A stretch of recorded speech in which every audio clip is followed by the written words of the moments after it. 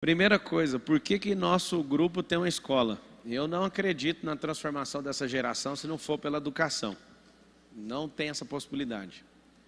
E vocês estão assistindo aí, em breve essa escola vai chegar no seu país, na sua cidade. E eu já poderia, já ter saindo, abrindo 500 escolas de uma vez só, mas tem um problema.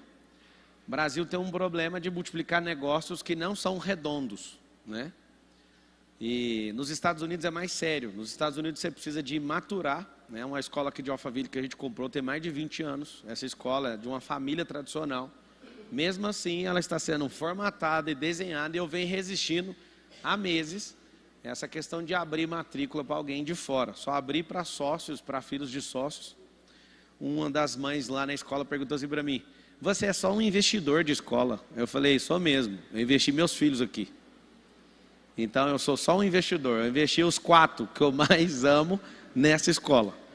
Então não é só a grana, é as pessoas que eu preciso treinar. Eu tenho um chamado da parte de Deus de treinar essas pessoas.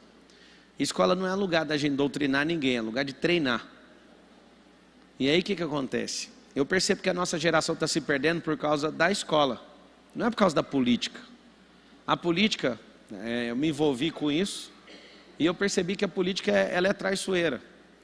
O Brasil tem tudo para libertar a mente do brasileiro, só que não liberta porque senão o voto vai ficar caro demais. Isso é muito pesado.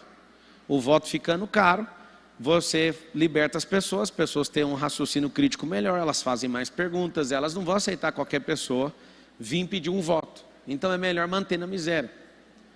Aonde que a gente resolve o problema dessa nação? Em casa, não é na escola. Só que você não fica em casa. E como você não fica em casa, essa pessoa, que é seu filho, essa pessoa tem que estar num ambiente onde ela está sendo transformada e treinada para esse combate. As escolas tradicionais, elas estão treinando as crianças para ir para um funil mercadológico, chamado faculdade. E às vezes você não vai gostar do que eu vou falar, não ponha seu filho nas nossas escolas, não tem problema nenhum para mim. Eu percebo que vários donos de escola, eles fazem o que os pais querem. Isso é ruim, porque muitos pais têm ideias malucas nas suas cabeças.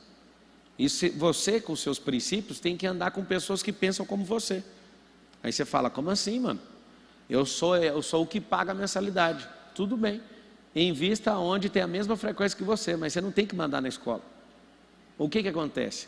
As escolas menores, principalmente particulares, elas não têm uma linha de princípio, não exercem seus valores e tomam pressão dos pais porque eles são os financiadores da escola, certo?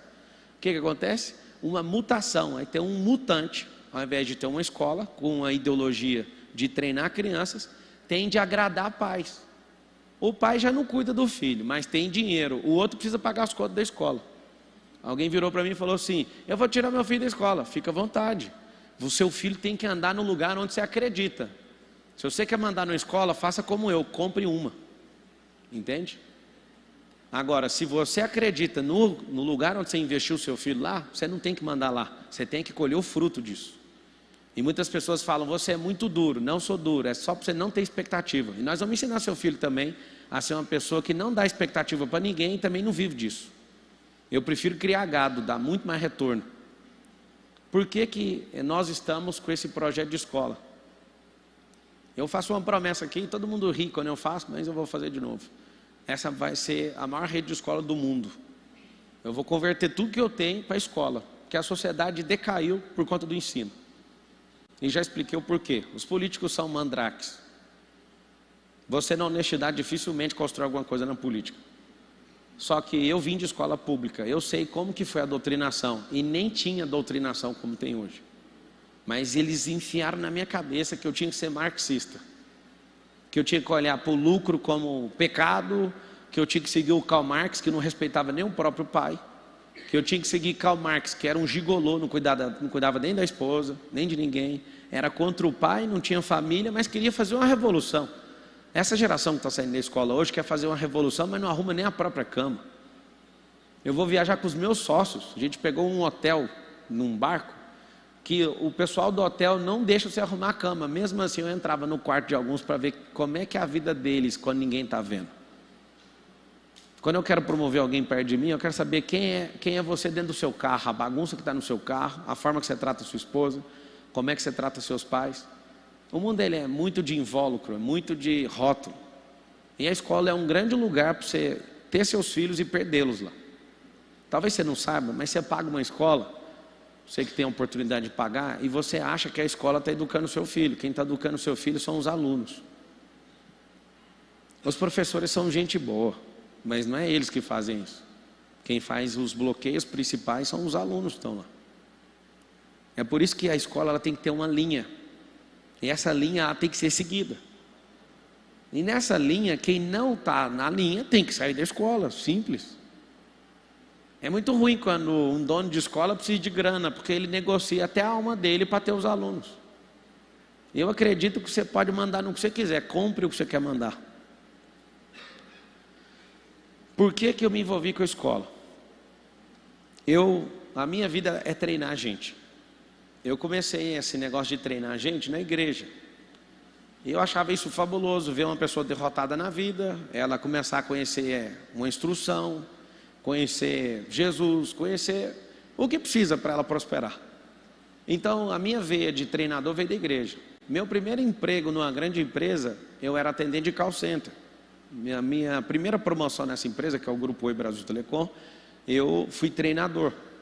No dia que eu virei treinador em 2006, eu nunca mais me apartei disso. Nós temos negócios bilionários, temos 27 companhias, eu invisto em 130 startups. Eu amo a vida, minha vida é maravilhosa, mas eu só faço uma única coisa: eu sou treinador. Eu descobri uma coisa, que a maioria das famílias de vocês, de onde vocês vieram, elas não funcionaram porque os seus pais não treinou nenhum de vocês, mas a criação acabou acertando um de vocês. Talvez você não é o filho mais próspero da sua casa. A criação é cerque o pasto e joga gado dentro. É assim que as famílias estão criando suas outras famílias. Existem 3 famílias: a família da onde você saiu, a família que você está edificando com o seu cônjuge, e a terceira família, que é a que você está treinando. Imagina o regaço que você não está fazendo na sociedade. Às vezes você gosta de pôr culpa no PT. Não, o PT está acabando com tudo. Você é pior que o PT. Porque com a justificativa de pôr comida dentro de casa, você abandonou seus filhos. Não, eu pago babá. A babá largou os filhos dela. Ela não tem o mínimo de instrução, cheio de bloqueio emocional, um monte de problema. Ela já não cuida dos dela e acha que vai cuidar dos seus. Isso é de brincadeira, né? Então, ou a gente se levanta na sociedade para treinar nossos filhos, ou nós experimentaremos a pior geração de todos os tempos. Talvez você não saiba, essa é a primeira geração que o QI dos filhos está menor que o dos pais. Olha meu braço aqui, ó, arrepiado. Às vezes você fica preocupado demais em trabalhar, você não sabe o que eu acabei de falar. Isso é a maior decadência da história da humanidade. Era para ser a geração onde os filhos seriam os mais inteligentes de todos os tempos. É a geração mais, pode usar algumas palavras, é a geração mais perturbada de toda a história da humanidade. E você quer saber? Ainda nem é o começo. Nos próximos 10 anos, eu estou investindo pesado em inteligência artificial. Eu estou assustado. Vai ter um salto tecnológico na humanidade de 1000 anos em 10. Você sabe como é que eram os últimos saltos? Da informática para cá, de 70, 80, 90, 2000, 2010, 2020, agora 2030. Os saltos eram de 30 em 30 anos. O máximo que a gente teve de salto tecnológico foi de 50 anos em um único ano. O que é isso, Pablo? Onde que é medida esse salto? Numa peça chamada transistor. Dentro da computação, quanto mais potente ela vai ficando, o transistor vai tendo mais capacidade, vai processando mais dados e vai ficando mais barato. E quanto maior a tecnologia, maior o salto, mais vai ficar barato tudo e todo mundo vai ganhar acesso. Quando começar esses acessos, começa a desmaterialização, começa um monte de coisa. O QI do seu filho já está menor que o seu. Essa é uma realidade.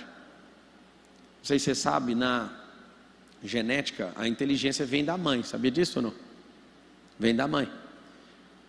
Alguém já olha e fala: tá vendo por que esse menino é inteligente? A inteligência tem uma propensão a vir a maior parte da mãe. Só que o que constrói uma criança não é só a genética. 50% do que você é hoje é genético, 40% é epigenético, 10% é circunstância. Então tem genética, você pode fazer alguma coisa contra a genética? Não, mas você pode potencializar a sua genética. Se você nascesse num lugar e fosse criado, treinado pelo Tarzan, você não ia saber fazer conta, você não ia saber falar, você não ia saber fazer pergunta, mas você ia desenvolver habilidades de selva, você ia ter um monte de coisa legal. Só que a sua genética não teria sido potencializada, como ela foi vivendo numa selva de pedra. Então você tem poder de decisão, sabe fazer pergunta, tem raciocínio lógico, tudo por quê? Porque foi desenvolvido. Então a genética, ela não te entrega um grande resultado, ela tem uma base para ser multiplicada. Com o quê? Com a tal da epigenética. As coisas que você se envolve, se você quiser trocar essa palavra epigenética para não ficar tão assim, são atividades intencionais que você se envolve. Se você entender a seriedade das atividades que você precisa entrar e as experiências que você precisa gerar nos seus filhos, vocês nunca mais vão delegar essa função para ninguém. Em uma das nossas escolas tem uns bebês, né, no berçário, e aí todos se levantaram contra mim, todos na escola, falando: vamos encerrar o berçário. Aí eu falei: vocês vão encerrar o berçário, mas vocês vão ensinar as pessoas a levar os filhos de volta para casa? Não, eles vão ter que procurar outro lugar. Eu falei: então vocês criam uma solução. A criança precisa ter alguém para ajudar ela, vai ficar aí. Eu fico com muita compaixão de ver um bebê no berçário. Não deveria, mas a situação está muito difícil. Alguém precisa de ajuda? Vocês precisam de entender que o bem mais valioso e o bem que você vai ser cobrado por Deus, você não está treinando esse bem. Eu confesso que meu coração parte quando eu vejo. Mas espera aí, você vai resolver o problema dos pais? Não, então nós vamos resolver o problema. Tudo bem, não admitir mais nenhum, mas tem que resolver esse problema aí. Nós vamos gerar uma consciência para esses pais falarem: eu não posso colocar um bebê desse tamanho. A melhor fase cognitiva é a primeira. E se ela não for construída da forma devida, com afeto, seu filho vai ter problema de criatividade. O que mudou meu contexto sendo treinador de gente? Foi estudar programação neurolinguística. Depois disso, o que fez eu ficar sofisticado nisso? Entender de inteligência emocional. Pablo, e o que mais? Eu entendo de inteligência espiritual, de inteligência física e várias inteligências. E é isso que a gente ensina, é isso que a gente tem que ensinar para as nossas crianças. Vocês foram doutrinados, eu também, a maior parte da minha vida em escola pública, a ficar sonhando com uma faculdade. Só que nunca teve uma crise igual essa de gente que tem diploma de engenharia, mas está no Uber. Porque não é o diploma que vai mudar uma pessoa. A maior parte das instruções que as pessoas receberam na escola, eu estou falando com você que é pai, não serve para nada. Nós vamos criar laço de afetividade, gerar segurança nas pessoas. Hoje tem gente do mundo inteiro vindo aqui para descobrir a identidade. Tem um treinamento meu que custa R$15.000, chama Método IP. Já fiz 138 edições desse treinamento. Toda a turma tem não sei quantos, dos Estados Unidos, da França, da Suíça, da Arábia Saudita, vem gente do mundo inteiro. E o mais interessante, a pessoa paga R$15.000 para descobrir um negócio que o pai e a mãe tinham que ter ensinado. As pessoas têm produtos meus que custam R$200.000. O empresário compra para a empresa dele. Quando ele chega aqui eu falo: o seu CPF tem que ser maior que o seu CNPJ. Ele assusta. Eu nunca vi uma empresa quebrar. O que quebra é a pessoa. Isso também deveria ter sido ensinado lá na escola. Qual escola? Na sua casa. Só que vocês não perceberam que o sistema fez um desenho. Vocês caíram nesse desenho. Vocês vivem competindo entre si. Seus filhos acham isso demais. E quando alguém fala: vou contar, viu, para o seu pai, vou contar para a sua mãe, viu, isso aí que você está fazendo. Até a criança fala: o dia que você tiver uma audiência com meu pai, me chama, eu também queria falar com ele. Então eu vou virar o capeta de propósito, porque toda vez que eu faço algo errado, alguém fala: vou falar para o seu pai. É uma grande oportunidade de eu estar com ele. Você sabia que tem pessoas que são encapetadas, crianças pequenas, justamente porque não tem tempo com você? Eles estão mandando recados, vocês não estão vendo. Pablo, então tá, nós vamos colocar nosso filho na sua escola. Não é assim não. Eu preciso que a escola comece na sua casa. Como que começa na sua casa? Teve um trabalho agora na escola, aqui em Alphaville. É uma escola grande também em Goiânia. Está abrindo uma no Rio de Janeiro agora, está abrindo outra no Espírito Santo. Eu estou freando a abertura porque eu quero travar o modelo. E quem não quer, não quer, problema, não estou nem aí. A escola tem uma base, chama Escola por Princípios. Vamos ensinar matemática. Um monte de gente fala: papo, só quer ensinar princípio. Não, seu filho vai ser muito bom de matemática. Seu filho vai entender de matemática.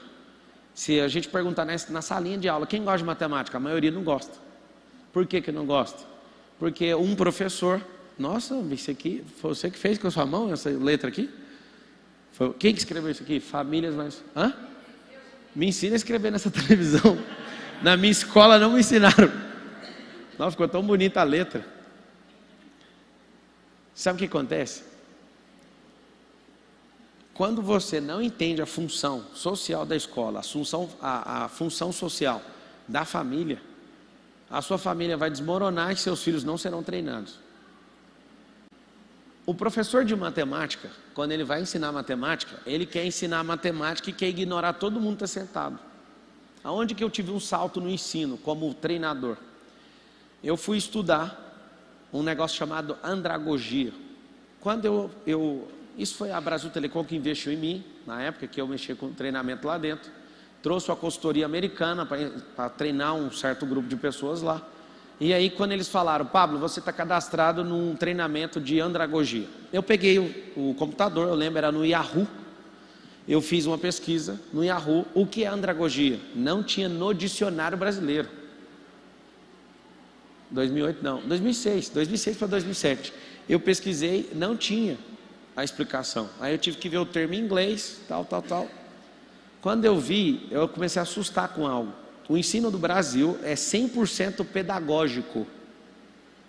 Ensino americano, andragógico. O que é andragogia e o que é pedagogia? É isso aqui, ó.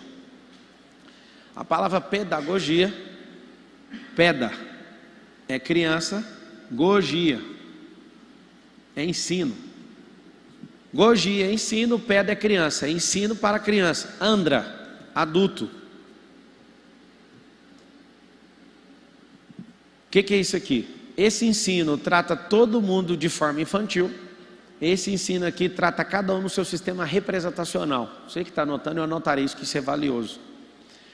Tem 4 perfis representacionais na programação neurolinguística. Criança que é auditiva, criança que é visual, criança que é sinestésica e criança que é digital.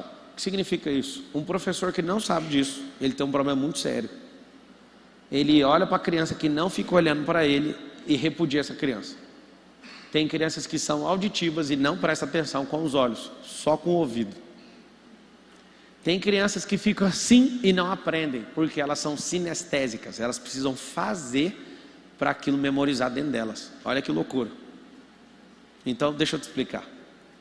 Do método que você está usando na sua casa, tem 4.000 pessoas agora assistindo no Instagram, no YouTube tem quantas? Tem mais 3.500, então tem 7.000 pessoas assistindo aqui.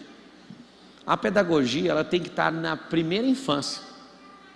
Passou a primeira infância, os sinais que cada um tem que ser percebidos e tem que dar a devolutiva de comunicação para cada um no individual. O professor que acha que está treinando um bando de bezerro, ele fala uma mensagem e alguns pegam e a maioria não pega. Logo, a criança que era para amar matemática, odeia. A criança foi fazer um negócio e o professor foi fazer uma apresentação.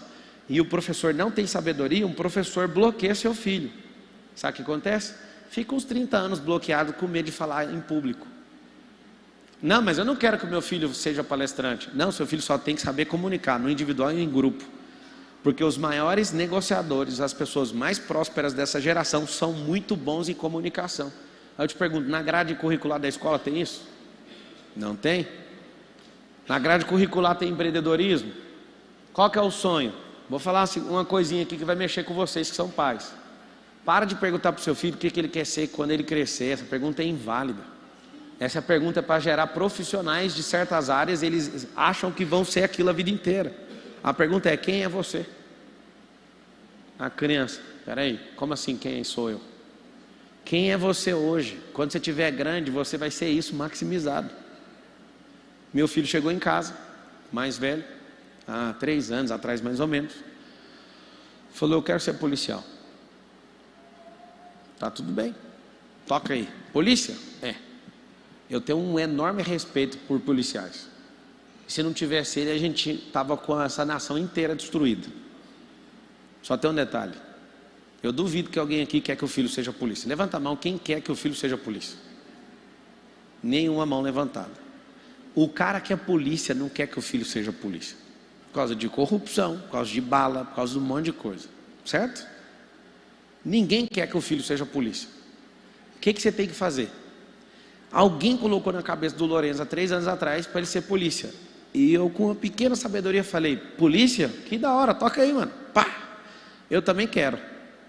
Aí ele: o senhor quer? Quero. Só que a gente tem que empreender na segurança pública.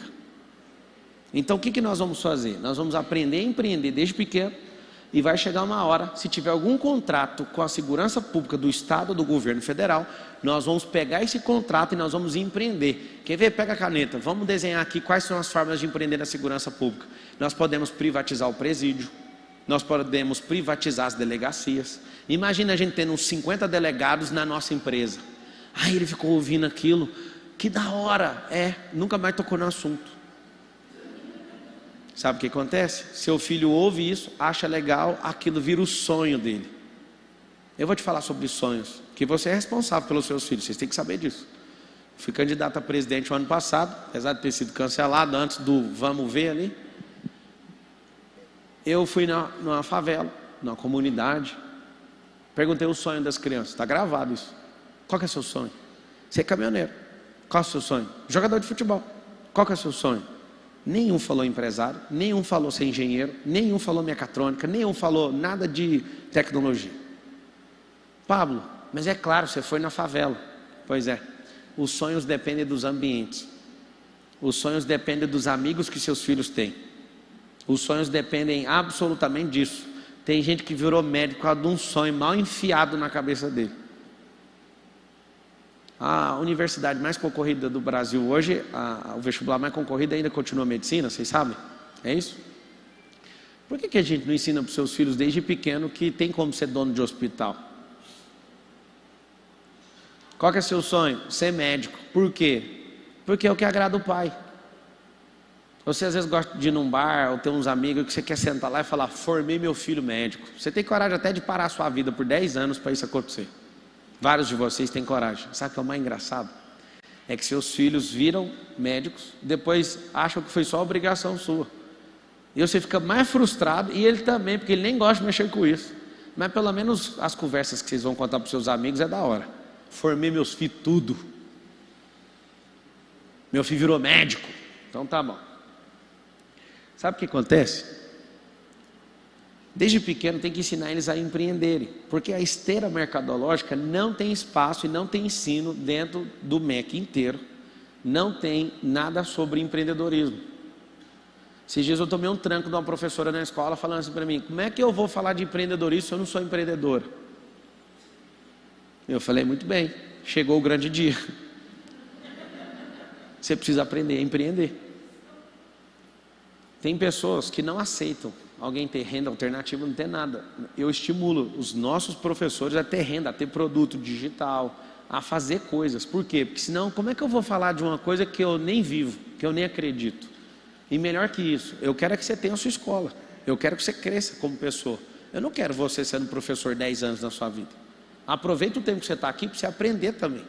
E aí você cresce. Qual a história que eu vou contar? Os professores daqui são empresários. Vou contar uma história aqui da minha empresa. Um funcionário chamado Tiago trabalhou 3 meses para mim, descobriu uma lacuna no meu sistema, criou uma empresa de tecnologia. Essa empresa, depois de 2 anos, tem 2 anos que ele saiu daqui, a empresa está avaliada em 44 milhões de reais. Aí ele sentou na minha mesa de reunião: quero vender para você. Eu comprei uma parte dessa empresa. E eu falei: dá um desconto, cara, você aprendeu aqui dentro. Pelo amor de Deus. Ele deu desconto. Nós entramos, somos sócios. 2 anos atrás, o cara não tinha nada na vida. 2 anos. Lá na escola, seus filhos estão aprendendo sobre startup? Lá na escola, seus filhos aprenderam investimento? Vou te dar os números. A Europa, os europeus investem mais de 70%. Mais de 70% dos europeus são investidores. Mais de 55% dos americanos são investidores. No Brasil, 1% dos brasileiros são investidores. 1%. E por causa dessa onda de Bitcoin, não sei das quantas, eu não ponho nem R$1 nisso. Você está falando mal? Não, eu gosto de coisa real, por enquanto. Eu tenho diversos negócios, eu só não gosto do cheiro de gente que gosta de fazer falcatrua. É estranho, eu não mexo. E vai um monte de gente me xingar, e não tem problema nenhum. Eu tenho dinheiro na bolsa de valor, mas eu acho tão virtual a bolsa de valor que eu fico com pena de quem perde dinheiro lá. Meus melhores amigos, bilionários, todos que perderam dinheiro lá, não mexem com isso mais. Ah, você está falando mal da bolsa? Não, amigo, tem 20 milhões de empresas no Brasil, 400 só estão na bolsa, não emociona com isso não. A economia é outra, 400 empresas, quantas tem no total? 21 milhões de empresas. Então, quando você começa a ensinar isso para o seu filho desde pequeno, que ele pode ser investidor, que ele pode ser profissional também. Essa é uma geração onde várias pessoas pularam a fase 1, são 3 fases. A fase de ser profissional, que a escola e a faculdade que você pagou só ensinou isso. Fase 2, ser empreendedor. Fase 3, ser investidor. Qual que é o perfil do brasileiro? Não investe. Pá, fala a verdade, o que está por trás disso tudo? Nós somos a nação mais rica do mundo. Alguém tem dúvida aí? Alguém que é sabido, conhece os números, entende de território, de clima, de desastre natural, de lavoura, 3 safra? Alguém aqui é fazendeiro, sabe o que eu estou falando? Não? Tem algum país do mundo que tem mais nióbio que o Brasil, tem mais grafeno que o Brasil, reserva de ouro, água potável tem a maior reserva do mundo, a maior floresta do mundo, 3 safras, não tem terremoto, não tem geleira. Qual o problema desse país? Só o povo. Só tem um problema nesse país. Eu sei que você quer falar Lula, mas não é. É mais fácil, né? Você contar para o seu filho, o problema é o Lula. Não, é falar, o problema do Brasil sou eu, filho. Sou eu que não estou te treinando, sou eu que não estou levando a sério essa família. É você, assume isso para o seu filho no jantar de hoje. De hoje não vai dar tempo, no almoço de amanhã. O problema não é o Lula. O problema é a educação. E não é o Paulo Freire que vai salvar ninguém. Como é que resolve isso? Existem entidades que são treinadoras. A igreja é uma delas. Igreja católica, igreja evangélica, espírita. E a galera religiosa é uma grande escola. Grande escola. Nesses lugares ensina a empreender? Não. O sistema de ensino do MEC, que gasta 140 bilhões de reais por ano, ensina a empreender? Não. 140 bi. Eu fico imaginando alguém me dando um orçamento de 140 bilhões para transformar os outros. Eu não consigo nem gastar esse dinheiro. Nem o povo consegue gastar, porque 50% dele é roubado. Eu descobri isso na política. De todo o dinheiro que entra no caixa do governo, de alguns trilhões, 50% é roubado. Sabe por quê? Porque gente boa, igual seus filhos, nunca vão mexer com política. Pablo, e aí? E aí que gente igual a gente tem que virar político e se lascar e perder alguma coisa com isso. Por quê? Porque quem não tem nada a perder está entrando e está fazendo todo mundo perder coletivamente. Nós que temos coisa a perder não queremos. Desde pequeno seu filho acha que política é nojento, tem raiva de polícia, presta atenção nas informações, exalta o povo de televisão, demoniza as coisas que não eram para demonizar e faz o que é demônio virar anjo. Desde pequeno vocês ficam pensando. Eu lembro do professor falar assim: os Estados Unidos é imperialista. Eu tinha uma raiva dos Estados Unidos quando eu era adolescente e eu culpava os Estados Unidos pela nossa pobreza. Mas Estados Unidos do mal. Você sabe por que eu acredito no ensino? Em 1990 a China tinha um PIB menor que o do Brasil. A China falou: vamos treinar esse povo. Tudo bem, né? Que eles são uma ditadura. Vai treinar na marra. E eu vou te contar um segredo. Os Estados Unidos estão com os dias contados. Os Estados Unidos vai virar a China. Eles estão tentando frear de todo jeito, mas eles estão vindo numa velocidade que vai atropelar os Estados Unidos. Quem era a China em 1990? Menor do que o Brasil em PIB. Por que o Brasil não cresceu? Ao invés de ensinar seu filho a ter uma profissão, você tem que ensinar ele a ser livre, empreendedor e governante, desde pequeno. Isso vai evitar ele ter um monte de trauma, um monte de bloqueio, e seu filho vai ficar veaco. Depois eu te dou autorização, vocês estão assistindo. Se você conseguir ter acesso ao meu filho mais velho, ao 02 no máximo, os outros ainda estão em formação, muito pequenos, ainda para tomar esse confronto seu que é adulto. Mas o de 7 anos e o de 9 está autorizado. Você dá um tranco neles. Chega nele e fala: você é burro, você é feio. Você vai ouvir da boca deles o que eles vão responder. Eles vão olhar assim para você. Você está querendo arrumar problema com Deus? Eu sou imagem e semelhança dele. Se você está falando que eu sou feio, você está falando é com Deus. Então resolve você e ele. Isso não é problema meu. E isso é testado. Direto eu testo. O que é isso? Autoimagem preservada. Você tinha que ensinar dentro de casa. Seus filhos aprendem com você um negócio chamado escassez. Isso vai livrar eles da prosperidade. Serão pobres, mesmo tendo empregos, porque você ensinou um negócio chamado estabilidade. Um negócio que eu nunca vi na minha vida. Estabilidade não existe e tinha que aprender em casa. Pablo, faz o seguinte, pega meu dinheiro aqui, treina meu filho. Não funciona. Se você não treinar, quem vai ser o verdadeiro treinador dele são os amigos da escola. É por isso que eu sou rígido na linha de raciocínio da escola. Se alguém da escola minha falar, nós não queremos, pode esvaziar a escola para ficar à vontade. Sabe por quê? Porque eu quero atrair pessoas com a mesma frequência. Se não for, você não adianta investir na melhor escola do mundo. Você vai se perder. Meus filhos já estudaram numa escola de 150 anos que tem aqui em Alphaville. Eu fiquei muito animado. Eu falei, essa escola vai revolucionar eles. Um dia eu cheguei para ver um trabalho, e isso me deixou abalado. Eu andando, aí alguém falou, Marçal para cá, Marçal para lá, e alguém vira e fala, você é pai do Lorenzo? Eu falei, sou. A pessoa olhou assim para mim. O seu filho é a pessoa que mais entende de Bíblia nessa escola. Ao invés de ser como você e ficar orgulhoso com isso, eu falei, preciso tirá-lo daqui urgente. Por quê? Porque essa escola fala que é cristã. E se meu filho, que é treinado por mim, todo dia, não tem uma única história da Bíblia que ele não saiba, sabe tudo. E desafia na hora de dormir. Ele fala, não moço, lê Dom Quixote, faz não sei o quê, faz não sei o quê. Não, vou ler a Bíblia. Se você achou uma história que eu não sei, o senhor pode ler. Aí eu vou e esforço, ele sabe as histórias. Só que ali eu falei, peraí, a escola é cristã? Por que ele é a pessoa que mais sabe? Aí fui fazer as perguntas. As professoras não sabem nada disso, porque a escola é cristã e não faz nada. Toma tranco de menino na época de 6 anos de idade. Menino de 6 anos é a pessoa que mais sabe de Bíblia. E você conversa de Bíblia na frente dele e fala, está errado, essa história não é desse jeito. Por quê? Foi a escola que treinou ele, não foi eu. Foi a Carol, a mãe dele.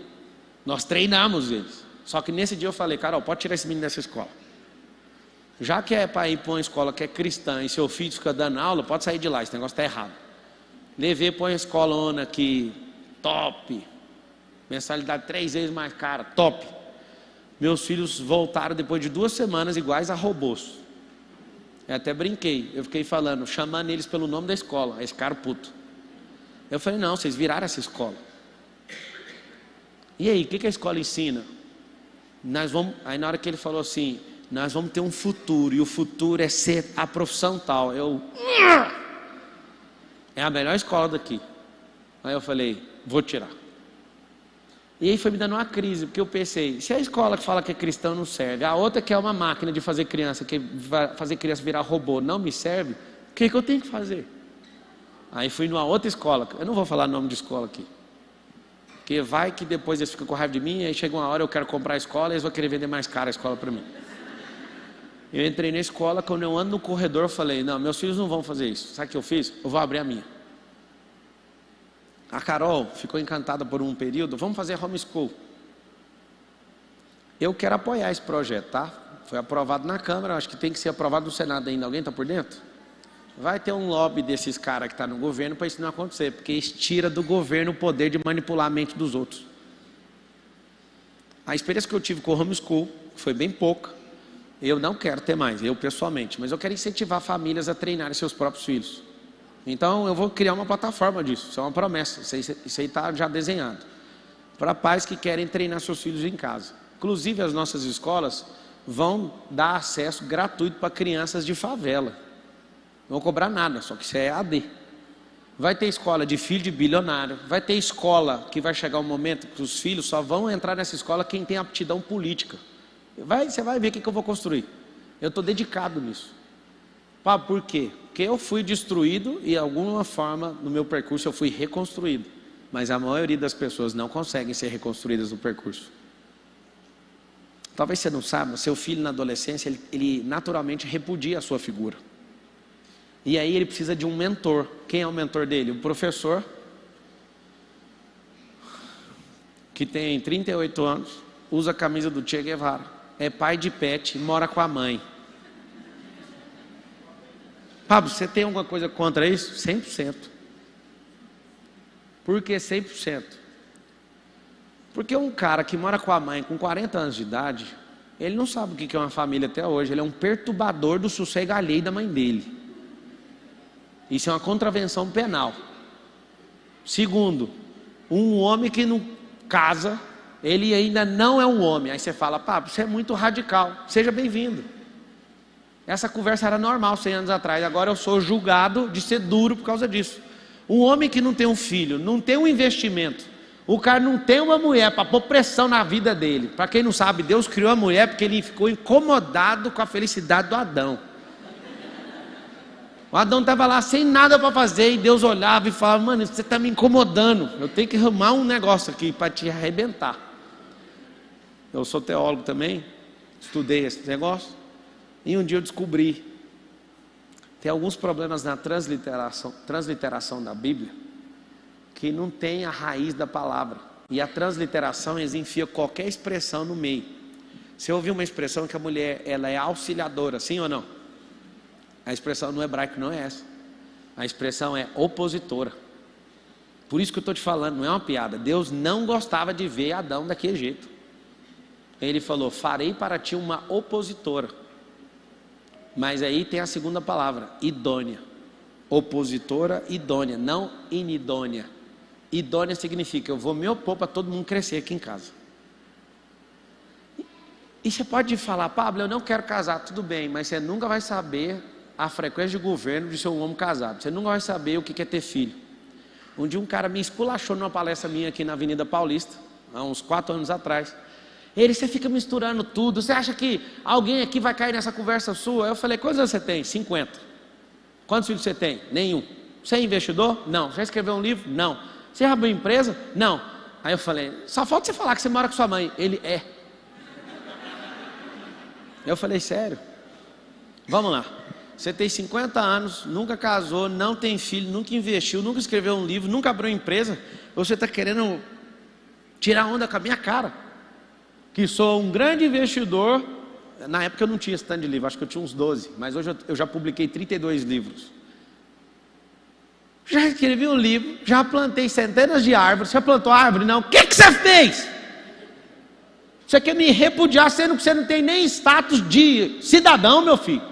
50 anos de idade perturbando a vida de sua mãe. E ele ficou muito arrasado. Ele encostou a cabeça, ele deitou mesmo, assim, a cabeça nas pernas, ficou calado. Eu fiquei com muita compaixão dele, terminou a palestra, fui trocar ideia. Sabe o que aconteceu? Ele tinha um bloqueio de paternidade. Qual que é o diferencial dessa escola aí? Ou das escolas, que você vê a minha assinatura em cima? Nós não vamos bloquear seus filhos. E os treinadores, que são os professores, vão estimular seus filhos a terem blindagens para não serem travados no percurso. Porque a coisa mais besta do mundo são os bloqueios emocionais. E você dá muita importância para ele saber muito sobre Bhaskara. Nem você sabe para que serve isso. Você dá muita importância para ele ser competitivo para fazer um vestibular que ele